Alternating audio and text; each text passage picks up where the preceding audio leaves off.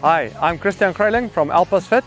And I'm Blandy Kruiling, also from Alpes Fit. And in the next couple of months, we're going to be bringing you a series of trail tips via Trail Tip TV.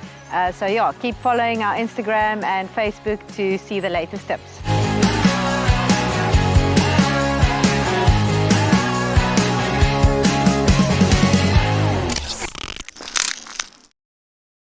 But the purpose of tonight, like Landy said, is just to talk trail. We get a couple of questions about trail running, gear, nutrition. We're not going to touch on nutrition tonight. We know it's quite a hot topic. So it's just going to be a very high level one. We will have 4 workshops for those of you doing otter that will be specific around how to prepare for your otter race. Made possible by Emperor Asset Management Group. Yeah, so for those of you who don't know who we are, Landy and Christian Kruiling, we are normal people, and at some point we just decided that running is too much fun, and we decided to quit our jobs and pursue it as a profession. And yeah, it's I think almost 10 years now, and we never looked back for the decision we made. We've pretty much raced all over the world, in 32 countries to be exact, or traveling. And yeah, it's sometimes you have your ups and downs. I think Landy can vote to that. She's recently been a mom of the 2nd child. So yeah, it's time to start all over again, Landy. Yeah, I think I can definitely relate to that point where you feel completely unfit, and you know you don't know where to start. You almost like feel very demotivated and down in the dumps because yeah, I just feel like all those and I can't remember how to get it back. So I think a lot of you have been to that point recently or are currently at that stage. But luckily, I've got the hope that I've been there before, I can get there again. And I want to really encourage you that can be you. The main thing is just not to give up, and I think once you've discovered that this is something that you want to pursue, that you're excited about, then really there's lots of yeah, hope in the process. So what we're going to start with is more people entering the waiting room. All right. Okay. So I think yeah, we've mentioned what where we've come from. I think I remember that once upon a time I ran a 17K as my long run for ultra race, a 50K that we entered was the Montic Sources Trail back in 2009. Feels like years ago. It is years ago.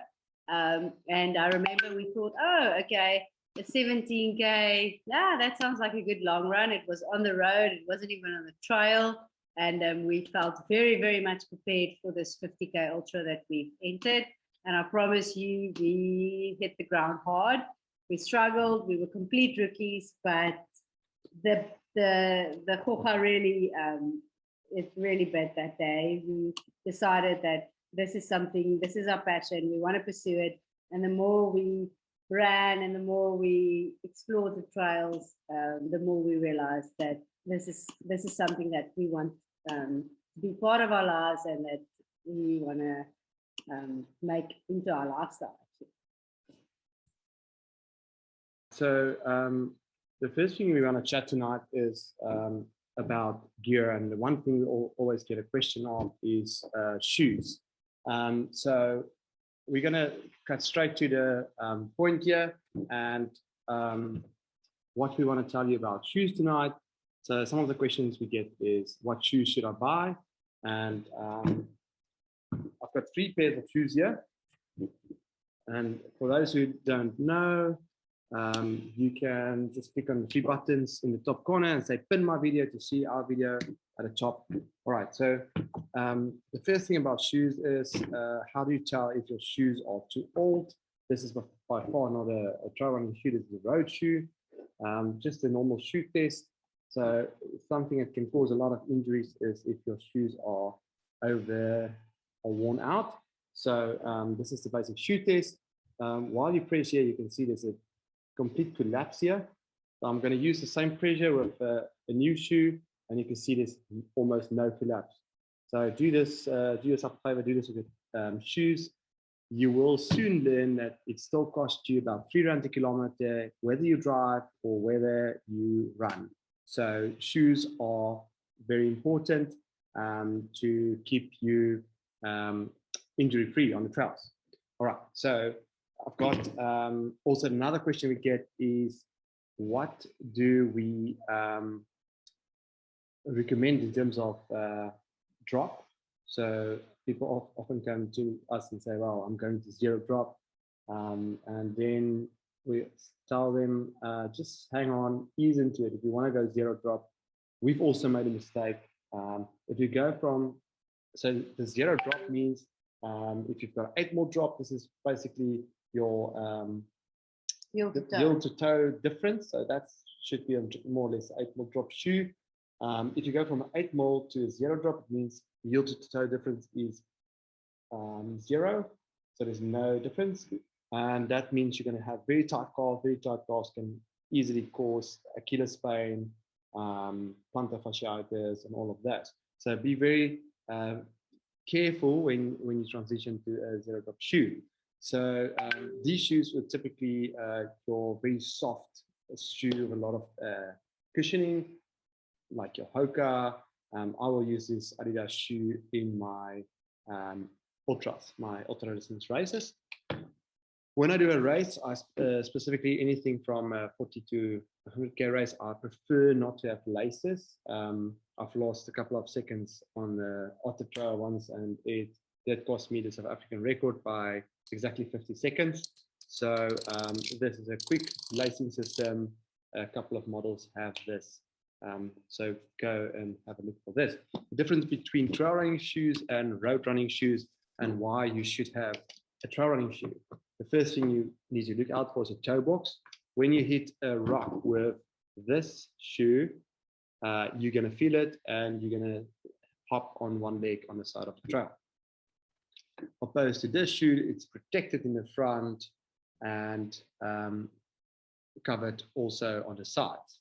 So the other thing that you often do is you step on a thorn or a rock, and if it doesn't have a rock plate, then it will hit your feet. And I've seen my friends who run approach in with shoes that the thorn even goes through. All right, so and lastly, what we talk about is gear and grip. You must make sure that the shoe that you choose for the specific race that you're going to do does fit the requirements. So this shoe is a good all-rounder. This shoe I won't be using on a as technical trail just because of the drop. I'm hesitant that I don't have contact of the ground. This shoe I can feel exactly every movement because of the lesser cushioning. Yeah, I think it's important. The most important thing when you buy a shoe is your first feel. If it feels right, then I think trust your gut. It's normally your first instinct is always your go-to. So if the shoe really fits snugly, always make sure that there's sort of a thumb in the front, because obviously when you're running downhill on the trails, there's a high risk of blue toenails and those kinds of things. So make sure that it's snug fit, that it doesn't move from, there's no friction when you put on the shoe, but you really want there to be enough space for your toenail to actually hit the front when you're running downhill. So first feel is obviously very, very important. Trust that and make sure that it is a comfortable feel. And then again, as Christian mentioned, road versus trail, absolutely, you cannot compromise on that. You need to make sure that For the road, there's road shoes. For the trails, there's trail shoes, exactly like mountain biking versus road biking. You're not going to ride a trail with a road bike. I think you're really going to get some serious injuries. Okay, I think we also want to touch on training. I think really everyone thinks when they start trail running, how do I actually get to run a 20K race? How do I get to run a 50K? And these mad people who do 100Ks, 100 milers, then there's the Barclays, then there's all these stage runs and 400K races. I mean, it just goes on and crazy. And I think really the thing is, once you start, it's about building up slowly and not getting ahead of yourself. Because I really think that some people a lot of people make the mistake of starting with, let's start with 10Ks this week, and then I really enjoy it and I love it. And the next moment I'm doing 40Ks, 60Ks, and soon I'm actually on the sideline and I have to be a reserve player because I've got an injury. And I think the main thing is really just to build up slowly. You don't want to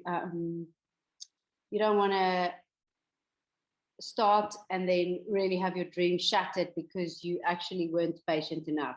So I think that's where a coach and a guide becomes super important, to just make sure that you're actually going along the trajectory as easy as you can, and make sure that you're not getting injuries. And a lot of work goes into the running biomechanics that we need to work on, and all those sorts. So there we go. Okay, so as I mentioned, consistency is really key. Building up slowly. You want to make sure that you do sort of a build up of 3 weeks hard, 1 week easy. But that really depends on also your running history and exactly what your goals are and how much time you have for that goal. I think the most important thing is when you do start is to set a goal for yourself. Make sure that you get excited about something and that it realistically you have enough time to train for that. So if it's a short race, obviously it becomes much easier, but when it's something like an ultra or a stage run, you really need to make sure that you have sufficient time to actually train for that race and really have your A goal, and then obviously set your smaller goals to reach that A goal, and make sure that you not get injured along the line. And then the thing that you need to know is running is going to change your life. It's going to change it for the good. You're definitely going to change your eating habits, not because your coach always tells you, but because you're going to feel that certain foods are going to benefit you more.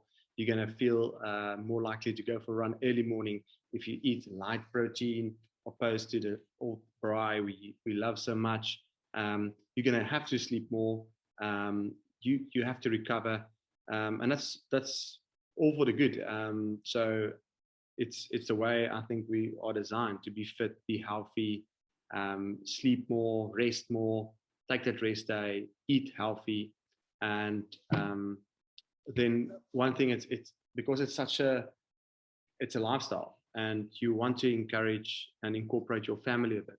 So get a running pram, go and run your toddler, join a running group, very important. If you've got a goal, make sure your friends keep you to the goal. Get friends that think the same way as you are, join WhatsApp groups, commit. Get up there 5 o'clock in the morning and go and climb a mountain. Once you're at the top, you will not regret it, and you'll be more productive in your work day if you did it early in the morning.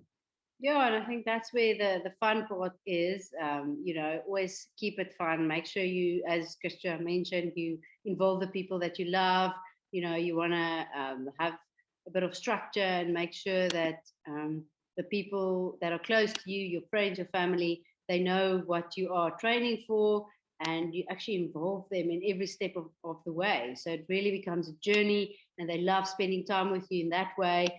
Getting out in nature, it really is just better for the whole family and for friends. So that's where Christian mentioned, set up WhatsApp groups, have weekly runs, have your long runs, keep it interesting. Go to a different location every week if you want to do your long run. I think really that is a game changer, and it will keep you from sleeping in when the weather's bad, or all kinds of excuses that we have early morning. And I think another tip that we can give is prep your gear and your nutrition and your hydration the night before. Make sure that you put your bottle with your electrolytes and everything in the fridge or the freezer. You pack your bag, and your shoes and your socks are ready. You literally have no excuses. When that alarm goes off, it's almost like you're in robot mode, and you just don't even think about it. Right, so more about Alpas Fit Coaching Academy. For those of you who are part of the Coaching Academy, we have been coaching athletes for the past 3 years. And the first thing we always tell our athletes is slow down. So mostly runners think that running to get fit and get faster is all about running faster, but it's not what it's all about. It's actually to train in the correct zones. So what we mean by polarized training, and I can say it over and over, is that you need to slow down to a zone 2 run. That's where you get the most benefits from aerobic training. Aerobic training enhances fat burning metabolism. It helps you to build a stronger heart. It makes you actually more healthy. When you train in zone 3, which is slightly above zone 2, like 3-4 beats too high in your heart rate zone, then you actually releasing cortisol, and it's a fight-flight situation. So you actually your body is not getting the aerobic benefits what it should. So polarized training means 80% of the time you should train in this low aerobic zone, where 20% of the time you train in zone 4 and 5. And that's just because you need to also encourage that neuromuscular movement of your legs, the turnover. But when you do a marathon, 90% of the time you are in our aerobic zone. You can't function at a zone 3 anyway. Yeah, so I think we've got some practical experience in this. Christian used to always run with me in the early days of my running career. I would call it, say, between 2011 to 2015. And he used to just literally go and train with me. He wasn't really that much of a trail runner or a runner even. He was initially interested in mountain biking, and he just sort of gotten used to it by accompanying me on my training runs. And obviously that meant, because he's a male, that he was always running at a slower pace than I was running. And in the end, he actually gained more benefit from running slowly, and he started getting the results. He always placed in the top 10 or maybe the top 15 or 6th or 7th. And then suddenly his results, after about 3 years of that kind of training, his results just ended up in, podium positions.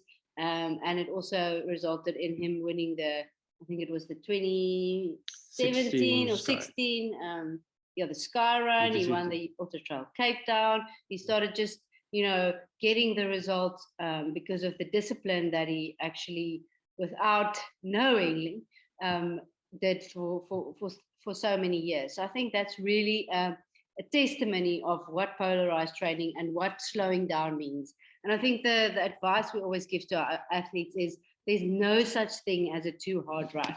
You literally have to get home and you have to wonder, did I really train today? When my coach says it's an easy run, I have to get home and I'd be like, okay, I don't need to actually, plouch on the couch and just put my feet up and feel like I need to down 10 liters of water. It's almost like, I can go for another 10K run just now. That's the kind of feeling. It's the talk test. You always have to be at a conversational level with your friends, and then you're doing your easy running right. And obviously there's a time and a space for your hill sessions, for your speed sessions, as Christian mentioned. But most importantly, slowing down is going to get you to actually run faster. I see more people entering the room. Sorry for those who didn't manage to get in. Welcome, Benolo. Very good to see you here. Hope your training for Otter has started. Benolo is joining us here from Emperor Asset Management Group, and they are the sponsor behind Otter Trail Run this year. Okay, so I think we also want to tell you about our upcoming training camps. Yeah, we've got lots of exciting things happening. You know, we want to keep life ticking, as we know COVID has almost halted, you know, events and all those kinds of things. So yeah, we've just decided let's roll with it and make sure that we have something for everyone. And we want to also adventure and do stuff and not pause our trail running loves and passion. So I think, yeah, the next upcoming camp is at Trails End in Grabouw. It's from the 7th to the 9th of May.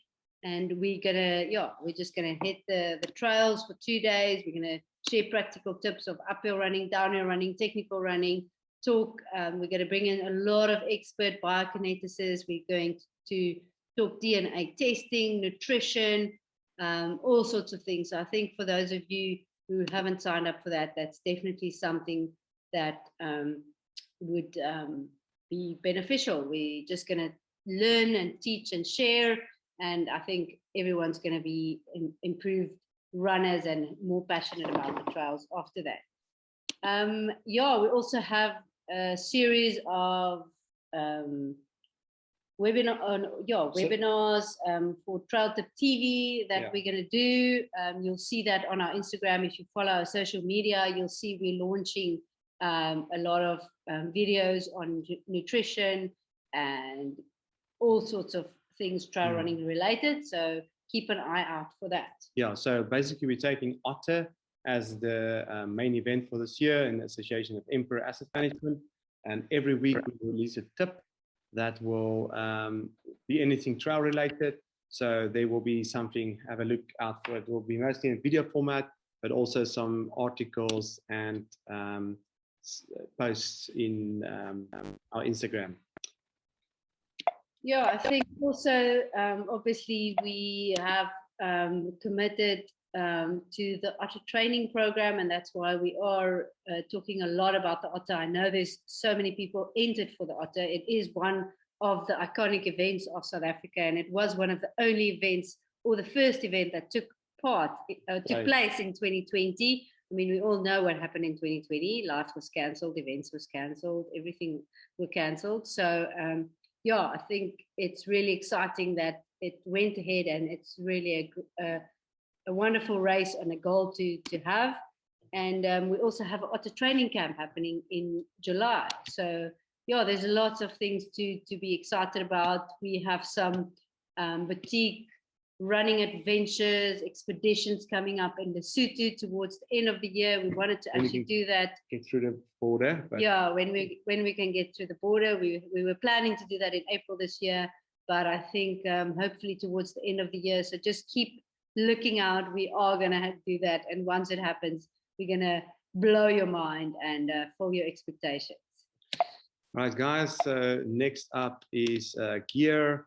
Must-haves versus highly recommended. So this is more focused on the beginner, because oftentimes people start off and say, like, I want to do the sport. What do I need? Do I need all this stuff that you trail runners have? Do I need hiking poles? What poles? So we say keep it to the minimum. Just start and get into the sport, and you will soon learn what you need. So the first thing I would recommend is a good running pack. The packs we use lately is the Naked running pack. It's a tight fit pack. You can go onto our website. We also sell them. They fit specifically for your size. So you have to measure your chest circumcision. Yeah. No, you fell for that.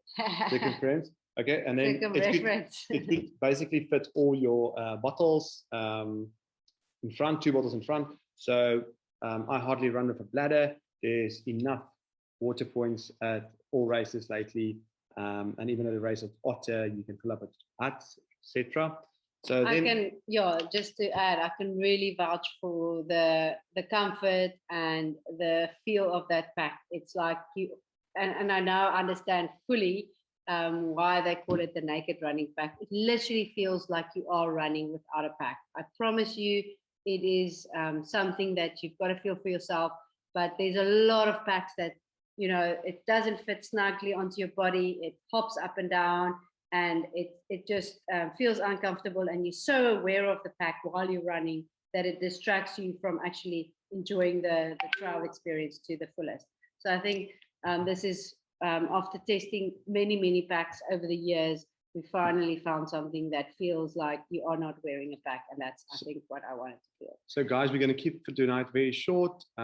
This is just the first of a series of more sessions. So it's just a high level one. As we mentioned, there's a training camp in Frappo, which we recommend you to sign up for. Which will cover things in detail. Yeah, and there's also the Otter Camp coming up in 17th July, and a range of Otter workshops or specific more to Otter, but you're welcome to attend. All right, so on gear as well, we're selling a lot of garments. People just love a garment because when you walk into the office, everyone can see you're a runner. But before a Garmin, I would even recommend safety first. So this is a Garmin InReach. This little device is a satellite communication device. We use it in Lesotho. Every time you just feel safe and you have communication wherever you are in the world. All right, so yeah, always I would recommend a good cap. These are just a peak cap. Also very important that it doesn't hinder you. It's fit tight and very easy to find at any stores. And yeah, I'm gonna leave the floor open for a couple of questions because we want to understand more or less what we're gonna do in our next workshop. So if you want to go and ask a couple of questions, you're welcome to do so now. We've got a question and answer session at our favorite spot in Lesotho at the Malatinane Falls. Yeah, and I think everyone can visualize themselves there. I promise you, once you put your foot on that piece of land, it's definitely life-changing, and it's almost like you can't help but experience more. So yes. I really want to encourage you now to tell us what you would like to know in future, what you would like us to chat about, and we can hopefully answer more of your questions at the next webinar. Literally, this wasn't a webinar to answer all your questions. It was just to introduce, and now we want to know what you would like to know.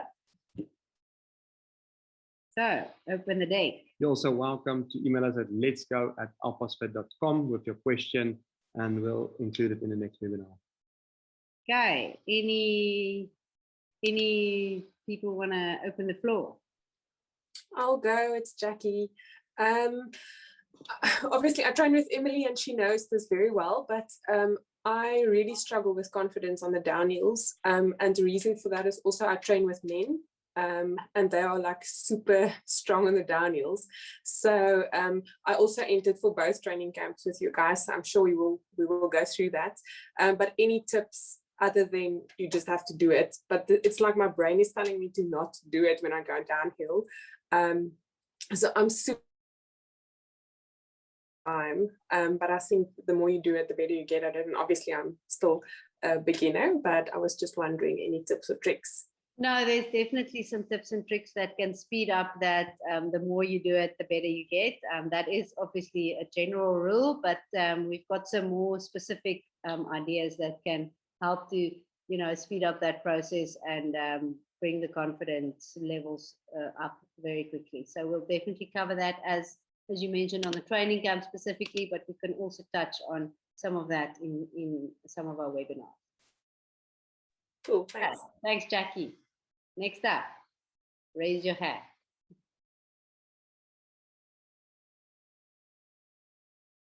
Okay, guys, like we mentioned earlier, we're going to keep it sweet and short. It's a weeknight. We're just going to have in the chat box, see if there's any questions there. Some tips on training for trails if one lives in flat parts. Very good question. yeah. We get it all the time. I once trained an athlete in Amsterdam for Otter Trail. And because Otter's got so much stairs, you can simulate stairs by doing a lot of jumping lunges. So that's one thing you can do. Strength training really helps for that. Yeah, but that's definitely something we can specifically have a topic on that, because we often get a question like that. So thanks, George, for bringing that topic up. We will include that in one of our webinars. So take a look on, oh yeah, just keep a lookout on the Instagram to see when the next one is, but we'll include that. Luke, with regards to gear, do you have any tips on the use or need of long socks? Yes, when we go on an unplanned mission and we have to bindu bash, that's the only time I use long socks. I would use compression socks after the run for a bit of compression, but mostly a ice cold bath in the river is the go-to for me to recover. Yeah, so I think that's also a topic gear related that we can include, because there's definitely pros and cons, and we can discuss that. And I think there's different races and different conditions that would ideally call for a long sock or not.